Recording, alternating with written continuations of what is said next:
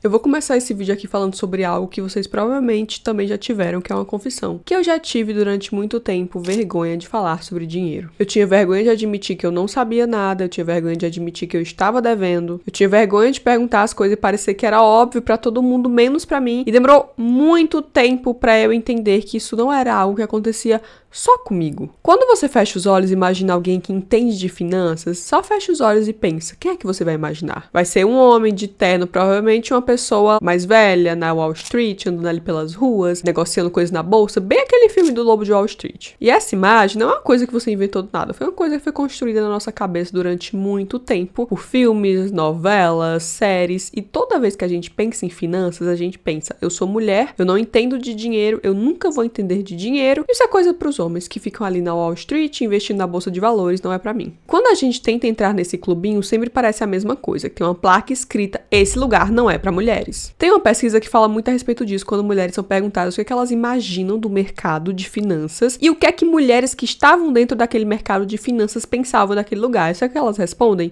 que é um lugar hostil, um lugar completamente patriarcal, dominado por homens, e essas mulheres que falam sobre isso não são mulheres sem instrução, são mulheres que entendem de finanças, como por exemplo, já falei pra vocês que eu sou formada em contabilidade. Se tem uma coisa que eu sei que eu trabalhei, são finanças. Mas eu poderia contar diversos, milhares de casos que eu já passei de me sentir pequena, de estar no ambiente em que eu achava que eu não entendia nada, porque era a forma com que muitas vezes faziam com que eu me sentisse. E mesmo essas mulheres que entendem de finanças, que estão ali por dentro, se sentem de fora. Agora vocês imaginam a gente. E aí tem toda aquela questão. O mesmo mundo que vai te afastar daquele mundo de finanças e dizer que não é pra você, é o mesmo mundo que vai virar e apontar pra você que você é burra, que você é gastadeira, que você só pensa em cartão de crédito, que você só pensa em fazer compras, que você não sabe lidar com dinheiro. Então hoje eu vou falar aqui pra vocês de como sair desse ciclo, por que a gente cresce com essa ideia de que mulheres são pessoas gastadeiras e que só temos dívidas, como que você vai parar de ter essa vergonha e começar a investir e entender de dinheiro. Você nunca mais vai se sentir pequena numa sala quando as pessoas falam de finanças, você nunca mais vai achar que você só tem que pagar as contas e pagar contas e que você não pode viver. Esse vídeo também é uma história sobre como nós nos tornamos mulheres que somos cheias de dívidas e apesar de tudo isso, nós somos pessoas que sabemos investir mais que os homens que estão em maior parte dentro desse mercado.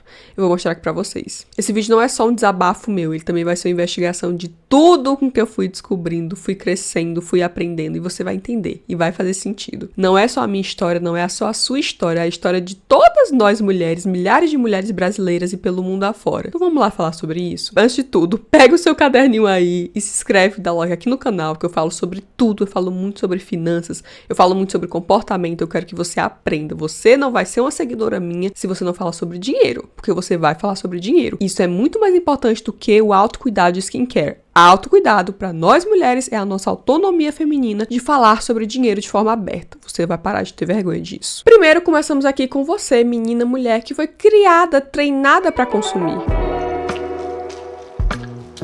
Aí você vai pensar nisso com calma, desde que você era criança. Tinha lá, você é menina e o seu irmão menino. Eu sei disso porque eu tenho um irmão menino e eu vejo isso dentro da minha própria casa e você vai entender também. Os meninos, eles tinham o jogo de montar o seu videogame, aquele lava-jato da Hot Wheels muito legal, os dinossauros e não sei o que mais, um monte de brinquedo muito legal. Nós tínhamos a boneca, que precisava de roupinha, porque tá tudo bem ter a boneca, eu adorava brincar de boneca. Mas a boneca não vinha só a boneca, não era pra ser só a boneca, você tinha que comprar roupinha pra boneca, acessórios pra boneca, coisas pra incrementar naquela boneca. Hoje mais do que nunca, porque eu vejo a minha sobrinha e vejo o tanto de coisa que aquela boneca dela precisa. Então, desde o comecinho já começa aquele treino, pra vocês entenderem, desde pequena, eu aprendi a costurar com algumas amigas, porque a gente não tinha dinheiro pra comprar as roupas da famosa boneca. Então, assim, era fora de cogitação. Eu não tinha dinheiro pra comprar essas roupinhas. Eu tinha que aprender a costurar pra fazer as roupas pra boneca. Obviamente, ficava horrível, mas era o que eu dava. Então, tá ali. O menino tá brincando de fazer as coisas, meu irmão lá construindo coisas, e eu brincando de ter. Eu queria ter, comprar.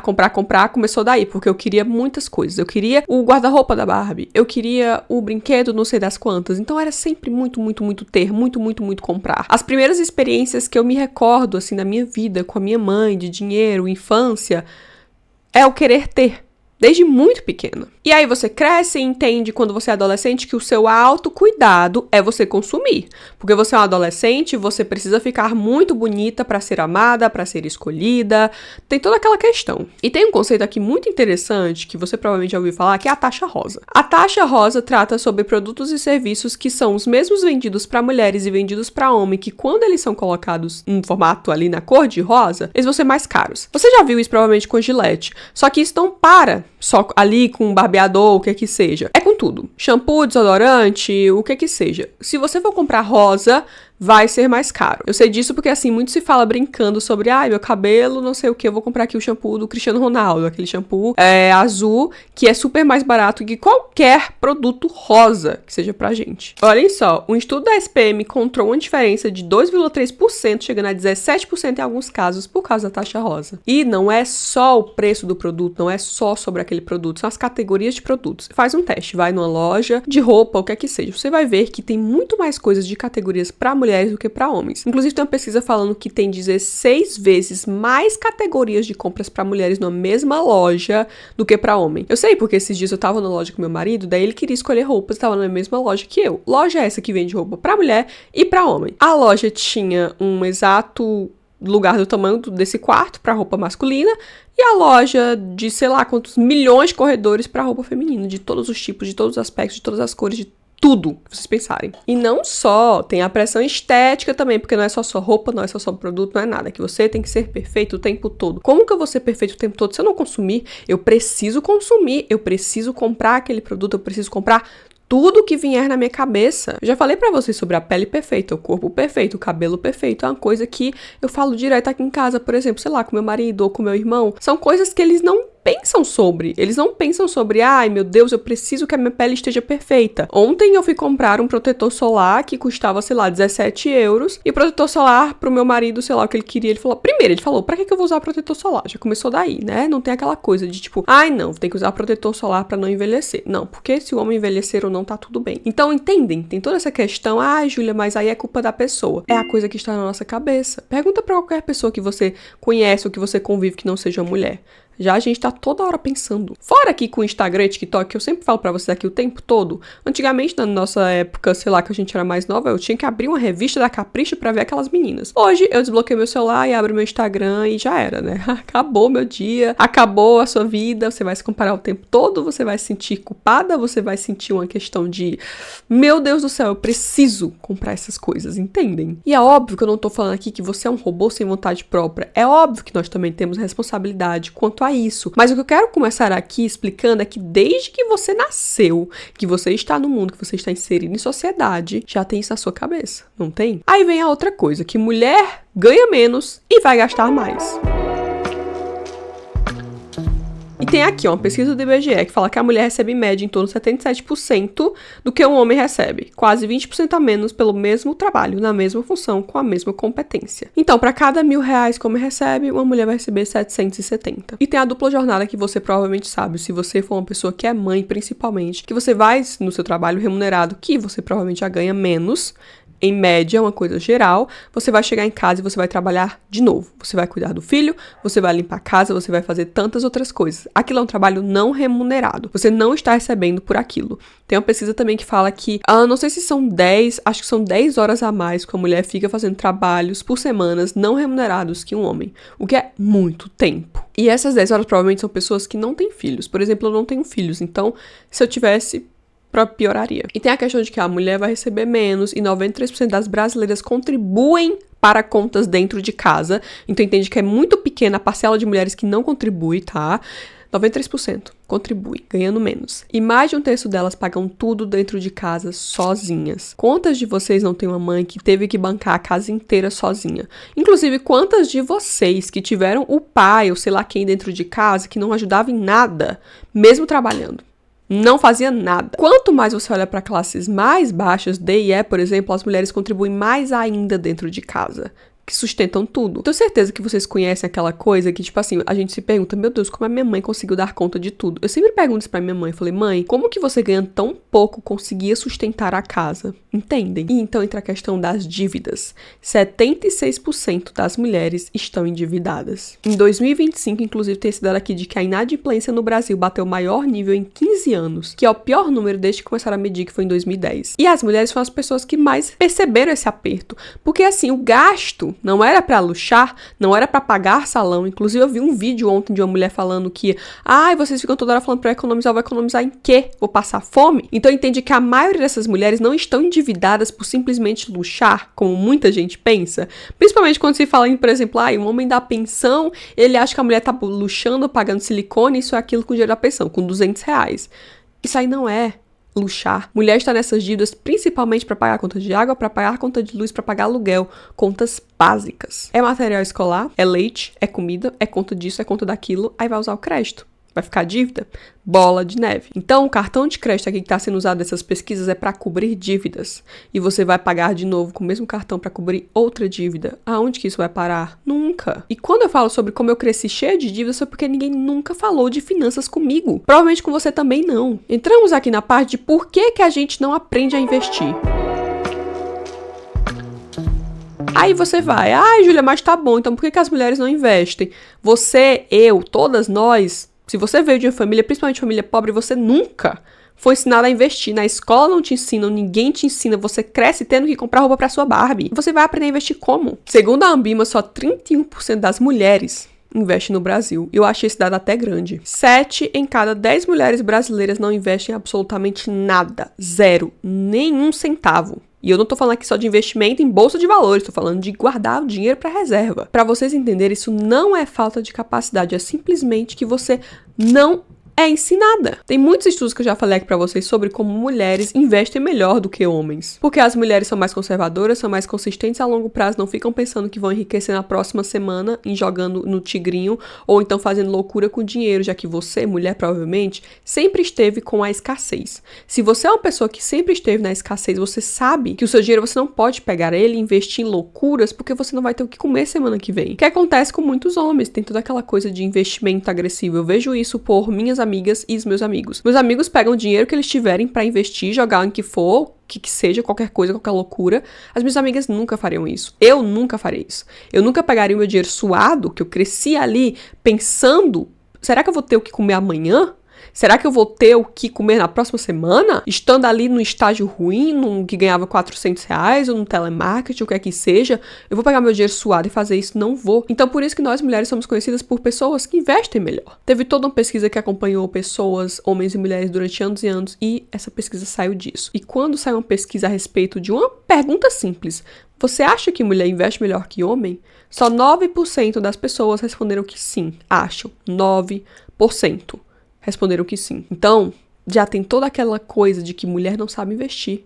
Mesmo sendo provado que sim, nós somos melhores. Então, pensa aí, na sua casa, dentro do seu lar. Sua mãe ou seu pai, sua avó, seu avô. Se tivesse algum dinheiro grande, como cuidar do dinheiro com coisas grandes. Como, por exemplo, quem ia cuidar do dinheiro, onde ser investido, o que ia fazer com ele, ia ficar com o homem. Agora, pergunta pra quem que ia ficar aquela parte, tipo assim, como é que a gente vai chegar no final do mês? Como é que esse dinheiro vai render? Como é que a gente vai comprar o arroz, o feijão? Era a mulher que ia se virar. Eu sei disso porque dentro da minha casa era assim. Minha mãe tinha que se virar com o que tinha. Ela tinha que comprar comida, ela tinha que comprar nossas coisas da escola, ela tinha que comprar tudo com o que tinha. E ela conseguia. Então, como que as pessoas podem pensar que mulher não sabe investir? Olha o que você faz. Você faz isso dentro da sua casa, você faz isso com seus filhos, com o que for. Você sabe fazer o pouco render. Você sempre fez isso a vida inteira. Como que você acha que você não sabe investir, mulher? Como que você acha que você não é capaz? Vem de onde a gente saiu, pra onde a gente chegou, pra vocês entenderem que a gente é sim capaz. O homem foi treinado pra administrar essa coisa abundante, o que vai crescer no futuro. Já você não. Você foi treinada pra sobreviver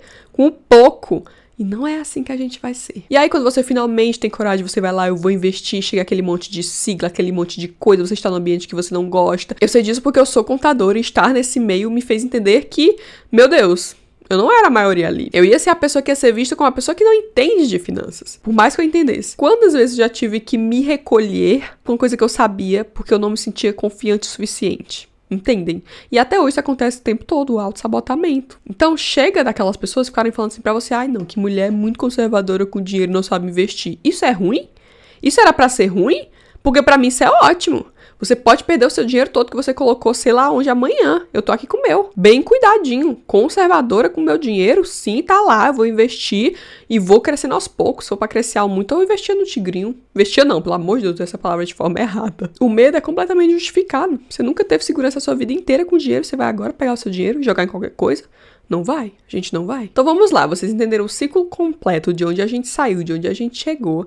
E aí, a gente vai chegar na virada de chave que vai mudar a sua vida. Você só vai pensar nisso. Só pensar. Você tá assistindo esse vídeo aqui, você tá refletindo, eu sei disso. Então vamos lá. Vamos mudar essa chave, vamos virar essa vida. Aqui, com essa virada. Assistindo esse vídeo, você pode ter dois pensamentos. O pensamento de que muitas pessoas me relatam, muitas meninas, se o mundo é tão ruim conosco, então não tem nada que eu possa fazer. Eu vou desistir, eu não vou investir, eu não vou fazer nada. Tem outro pensamento, que é você sair desse vídeo e ouvir tudo isso e pensar, meu Deus, eu posso mudar e eu vou mudar. Eu tô vendo aqui que mulheres sabem investir mais, que mulheres entendem mais de dinheiro, que mulheres sabem lidar com pouco. É óbvio que eu vou investir. Você vai agora pegar essa informação pra você jogar bem, que é o que eu fiz. A primeira coisa de todas é separar o valor da sua dívida como seu valor como pessoa. Porque eu recebo relatos de muitas meninas, inclusive recebi um agora. Ela mandou a seguinte mensagem: Júlia, toda vez que eu te assisto eu me sinto muito burra. Porque eu te escuto falando, eu tô cheia de dívidas, meu marido perdeu o emprego, aconteceu isso e aquilo, eu vou atrás de um agiota, eu vou fazer isso. Você não vai fazer isso. Você tem que tirar essa vergonha. A sua dívida não te transforma na pessoa ruim que você acha que é. Você não é uma pessoa burra, você não é uma pessoa fracassada. Você chegou nesse estado por milhões de consequências que você pode ter vivido lá atrás. Eu não sei o que você passou. Você não pode pegar uma coisa e te definir. Você vai falar, eu não sou burra, eu não sou fracassada, eu sou uma pessoa absolutamente normal, que esteve numa situação que eu não cresci com informações, cheguei aqui e tive que lidar com as informações que eu tinha. E você, a partir disso, vai parar de ter vergonha, porque a vergonha é a pior coisa do mundo que vai te paralisar. Porque com a vergonha, sabe o que você faz? Você não abre seu cartão de crédito, você não abre a sua fatura, você não abre as suas finanças porque você tem medo e vergonha. Quando você deixa essa vergonha de lado e fala o seguinte, eu vou abrir aqui agora, é aí que você vai virar tudo. Sabe por quê? Eu digo isso porque lá no começo tem meses que eu, mesmo falando aqui pra vocês, por exemplo, esse mês, né, que mês passado eu fui pro Brasil, eu não queria abrir a minha fatura porque eu tava com vergonha de mim. Eu falei, meu Deus, eu viajei, eu gastei tanto, eu gastei muito mais do que eu poderia. E essa vergonha estava me paralisando. Eu não queria ver, eu queria sumir com aquilo, como se eu não olhasse, as contas fossem sumir. E não vão. Por isso, quando você deixa essa vergonha de lado e fala, eu não sou burra, eu não sou incompetente, eu não sou irresponsável, eu vou lidar com isso agora da melhor forma que eu posso. Você está administrando uma escassez há muito e muito tempo. E você conseguiu, você não passou fome. Muitas de vocês lidam com tantas coisas, mas você tem comida na sua casa, não tem? Olha o que você consegue fazer, apesar de tudo. Então pensa agora, pelo menos, nessa virada de chave em que você vai guardar a sua reserva de emergência. Que é um dinheirinho guardado, nem que seja pouco, mas para você contar com ele, caso você precise. E eu estou falando aqui nesse vídeo, gente, especificamente de pessoas que muitas de vocês, principalmente, me relatam que já ganham muito pouco, não gastam com supérfluos e mesmo assim não sobra. Estou falando com vocês para pegarem pelo menos 10 reais, 20 reais do seu dinheiro que você acha que não é nada, mas no dia que você precisar você vai ter. Sabe por que eu digo isso, gente? Porque eu já passei por uma situação que eu precisava muito comprar alguma coisa pra eu comer. Isso foi na época da faculdade, eu já falei pra vocês algumas dessas situações horríveis. E ter aqueles 20 reais na minha conta foi o que me salvou de não passar o dia sem ter o que comer. Então vocês entendem a mudança que 50 reais pode fazer na sua vida, dependendo da situação? Você pode achar que é pouco, você pode achar que é nada, mas é uma reserva de emergência para uma coisa que você precisar. Primeiramente você vai falar, eu vou tropeçar, eu vou errar. Mas se é que a gente fala, comece de novo, para de se culpar. Só isso. Eu sei que é difícil, eu sei que é complicado, porque eu também estou nessa situação muitas e muitas vezes. O que eu posso falar pra vocês é que você consegue sair disso a partir do momento que você deixa essa vergonha de lado e entende onde você saiu, as informações que você pôde entender e usar, e agora você está aqui me assistindo. E pra terminar, só pra vocês entenderem, de você ter assistido esse vídeo, ter escutado sobre dinheiro, ter escutado sobre finanças, ter esse entendimento, já mostra como você é uma pessoa que está quase perto. Isso já mostra que você é uma pessoa que já está muito à frente de tantas outras que nem de dinheiro querem escutar. Eu falo isso pra vocês porque aqui no canal, quando eu crio vídeos de finanças, muitas meninas comentam que odeiam falar sobre finanças, que odeiam saber sobre finanças. Vocês têm noção de que isso poderia mudar o nosso mundo, a nossa vida como mulheres como pessoas nesse planeta, e você não quer falar sobre isso simplesmente por vergonha ou medo, então você que tá me assistindo, você que chegou até aqui, você que está com essa coisinha pra mudar, você já é melhor do que qualquer outra pessoa que não quer falar sobre. Esse ato de falar, de estudar, de entender, é um ato de rebeldia completamente contra tudo e contra todos. Quando você conseguir, quando você chegar lá, quando você vai entendendo aos poucos, você vai ver como tudo vai ter valido a pena, inclusive esse momento aqui agora. Eu quero que vocês deixem a opinião de vocês aqui nos comentários, o que é que vocês acharam disso tudo, situações que vocês já passaram, sobre a mudança na cabeça de vocês contar isso. Eu tenho certeza que você deixou essa vergonha de lado, entendendo que você pode sim, lembrando das situações de escassez que você já passou e você conseguiu passar por elas, você vai passar por isso também, por essas dívidas, por essa coisa de não saber investir. Daqui a pouco você tá com um monte de dinheiro na conta pensando, meu Deus, eu consegui. Pode demorar? Pode demorar. Eu falo pra vocês que eu comecei com essa saga faz o quê? 8, 9 anos. E aqui estou falando sobre finanças pra vocês. E que eu quero falar muito e muito e muito mais. Compartilhe esse vídeo com a amiga de vocês, com a mãe de vocês, com as pessoas próximas, porque a gente precisa falar sobre dinheiro. A autonomia feminina é muito mais que fazer skincare de autocuidado. É entender de finanças. Eu tenho certeza que você vai entender sobre. Eu vou lançar aqui alguns vídeos aqui no canal sobre finanças, sobre como juntar os seus primeiros 1.000, 10.000, enfim, várias outras coisas. E vem muitas coisas boas aí na frente também pra falarmos de dinheiro com mais propriedade. E em relação a qualquer coisa que você faz na sua vida. Um beijo.